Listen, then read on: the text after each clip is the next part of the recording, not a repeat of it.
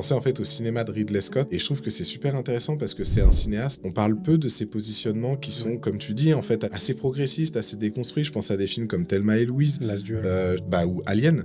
En fait, l'idée de placer une héroïne plutôt qu'un héros, puisqu'au départ c'était écrit pour un homme. En plus, à l'époque, ça j'avais lu un truc là-dessus, le fait qu'elle soit pas hyper sexualisée et qu'en plus elle ait pas un physique de femme des années 70, fin des années 70, genre elle a pas une forte poitrine, elle est pas blonde, elle est pas là, elle est pas un faire-valoir de quelqu'un d'autre. C'était pas le canon de l'époque.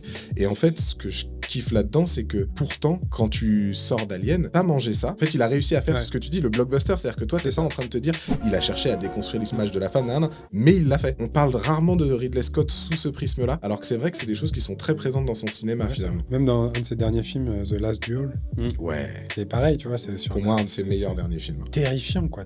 Ce combat où t'es juste t'es avec la meuf, en fait. Là, genre, mon Dieu, son destin est sur ces deux crétins. Ouais. C'est vraiment deux crétins. Et puis Matt Damon, il le joue hyper bien. Même la daronne, hein. Parce qu'il y a une scène avec la daronne à la fin qui est assez glaçante et tout, mais qui est assez puissante dans ce qu'elle raconte. De toute façon, la toxicité, c'est un travail d'équipe. Hein.